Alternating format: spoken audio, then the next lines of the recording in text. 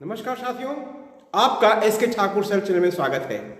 आज आपको वृत्त के संबंधी कुछ चर्चा करेंगे, जिससे वृत्त पर आधारित जो क्षेत्रमिति में प्रश्न आता है उसे बनाने में आपको काफी सुविधा होगी, काफी सहूलियत होगी, काफी सुगमता के साथ आप उसको कर पाएंगे।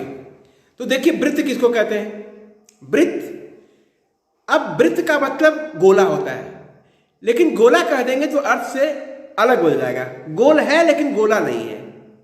गोल है रोटी की तरह, चांद की तरह। चांद की जो सतह देखते हैं ना, मून, वो मून की तरह जो देखते हैं वो गोल, वह गोल है। वह बाहरी सरफेस जो है वही वृत्त है। सिक्का देखते हैं ना, सिक्का की जो बाहरी सतह देखते हैं वही वृत्त है। ये इस तरह से लड़कियां जो बिंदिया लगाती है वो गोल, वो भी क्या है? वृत्त की तरह है। आप रोटी खाते हैं ना, रोटी की ऊपरी सतह को देखिए, वो गोल होता है, वही क्या है? वृत्त है। और गोला कह देंगे वो गेंद की तरह होगा, नारंगी की तरह होगा, वो उस रूप में दे जाएगा, 3 डायमेंशनल शेप ले लेगा, तो वो गोला कहलाएगा। उसको अंग्रेजी में स्फीयर कहेंगे। और ये वृत्त है, सर्किल है। सर्किल के अंदर में बहुत सारा पॉइंट है, सेवरल पॉइंट्स। आसमान में जिस तरह से अनेक तारे हैं ना, उसी तरह से वृत्त के अंदर बहुत सारा पॉइंट है। उस पॉइंट में एक पॉइंट ऐसा है जिसको कहते हैं केंद्र। और इस केंद्र एक ही है, एक वृत्त में केवल एक ही केंद्र होता है। इस केंद्र से इस वृत्त को घेरने वाली जो रेखा है ना, उसको कहते हैं परिधि, सर्कमफेरेंस। और इस केंद्र से इसकी जो दूरी होती है इसको कहते हैं त्रिज्या, रेडियस।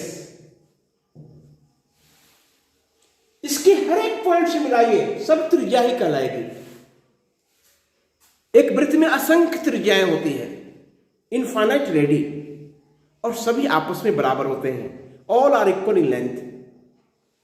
साथियों, अब इसके क्षेत्र की बात मापते हैं, यानी इसके अंदर कितना बड़ा एरिया है, कितनी जगह वो छेक रखा है, उसके भीतर। और ये बाउंड्री, इस सममित रूप में जो है वो क्षेत्रफल कहलाता है। उसको ए से व्यक्त करते हैं। ये क्षेत्रफल होता है पाई आर स्क्वायर। वृत्त के क्षेत्रफल को निकालने में सबसे प्रमुख श्रेय आर्किमिडीज को जाता है। आर्किमिडीज ने वृत्त के क्षेत्रफल को ज्ञात किया था सर्वप्रथम। पाई आर स्क्वायर एक सूत्र के रूप में उसको पिरोया था। आज इंटीग्रेशन की सहायता से, कैलकुलस की सहायता से वृत्त का क्षेत्रफल निकालते हैं, पाई आर स्क्वायर के बराबर होता है। अब इसकी परिधि होती है, परिधि को परिमाप भी कह सकते हो, यानी इसको घेरने वाली जो रेखा है ना, उसकी लंबाई की माप। वृत्त को घेरने वाली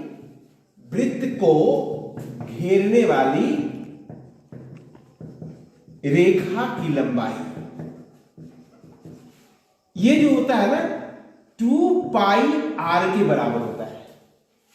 2 पाई आर, ये पाई जो है ना, ये 22/7 या 3.14 प्रयोग में ज्यादा लाते हैं।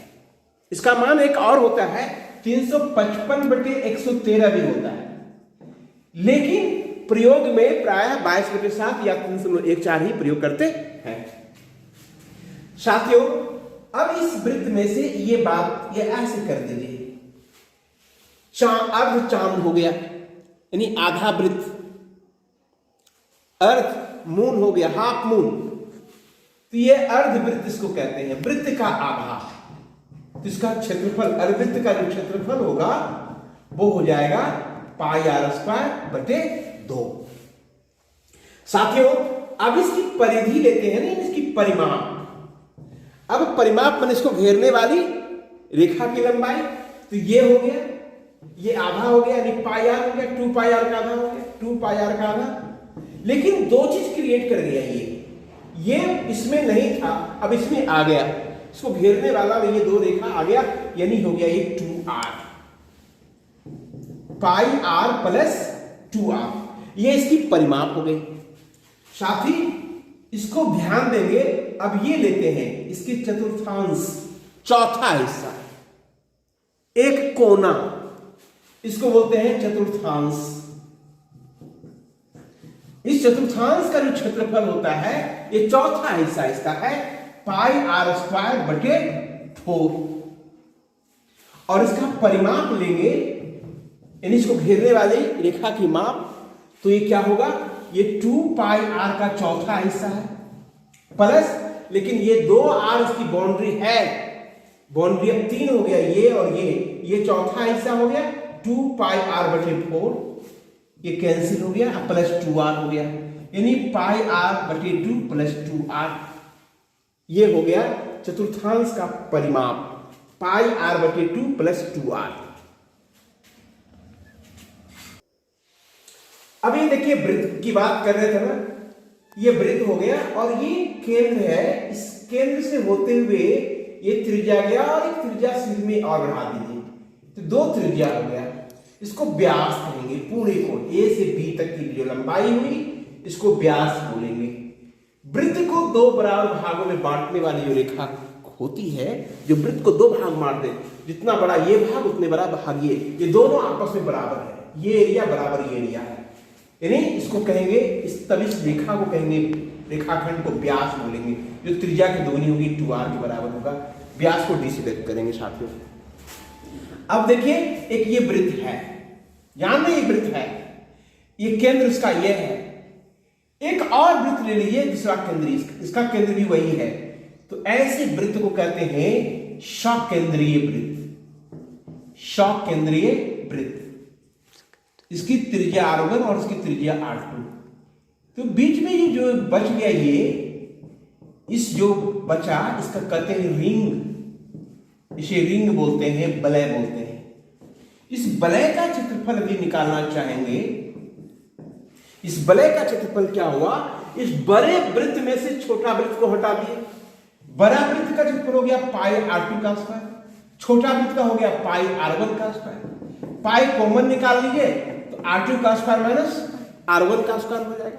अब r2 का स्क्वायर माइनस r1 का स्क्वायर क्या लिख सकते हैं, इसको भी लिख सकते हैं भाई, आपने पढ़ा है ए स्क्वायर माइनस बी स्क्वायर क्या होता है, ए प्लस बी इंटू ए माइनस बी, तो यहां लिख लीजिए r2 minus r1 r2 plus r1, यानी दोनों त्रिज्या को एक बार जोड़ दीजिए और एक बार घटा दीजिए, जो निकल रिजल्ट आए उसको पाई से गुना कर दिए, ये रिंग का क्षेत्रफल निकल के आएगा, वलय का क्षेत्रफल निकल के आ जाएगा।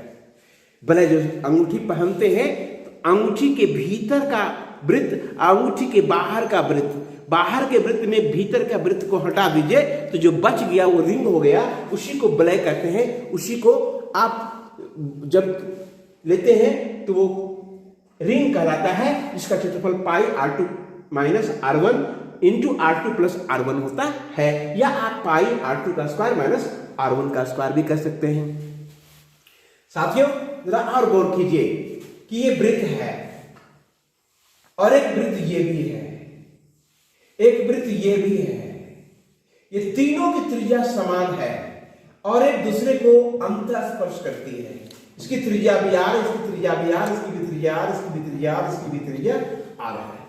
तो इसका क्षेत्रफल कैसे निकालेंगे, इसका क्षेत्रफल क्या होगा, इसे जानना चाहते हैं, बताएंगे साथियों। पहले हम आपको ये बता दें कि ये वृत्त है, ये केंद्र है और ये त्रिज्या है, 2 त्रिज्या है और ये चाप है। ये जो इससे जो क्षेत्र बन गया इसको बोलते हैं त्रिज्यखंड, त्रिज्यखंड बोलते हैं, और अंग्रेजी में इसको बोलते हैं सेक्टर।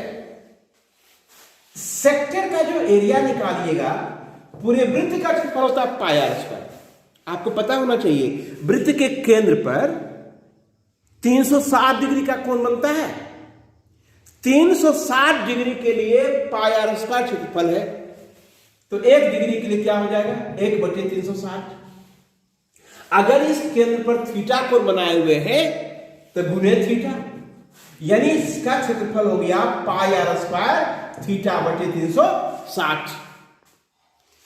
कोई त्रिज्यखंड हो तो थीटा बटे 360 से गुना कर दीजिए, पाई r स्क्वायर में वृत्त के क्षेत्रफल जो मूल है पाई r स्क्वायर, उसमें थीटा बटे 360 गुना कर दिए, उस त्रिज्यखंड का क्षेत्रफल निकल के आ जाएगा। अगर थीटा 180 से कम है तो उसको कहते हैं लघु वृत्तखंड, और ये थीटा 180 से बड़ा है तो उसे कहते हैं दीर्घ त्रिज्यखंड। तो लघु त्रिज्यखंड थीटा से 180 से कम रहेगा, और दीर्घ त्रिज्यखंड में थीटा का मान 180 से अधिक होगा। साथियों,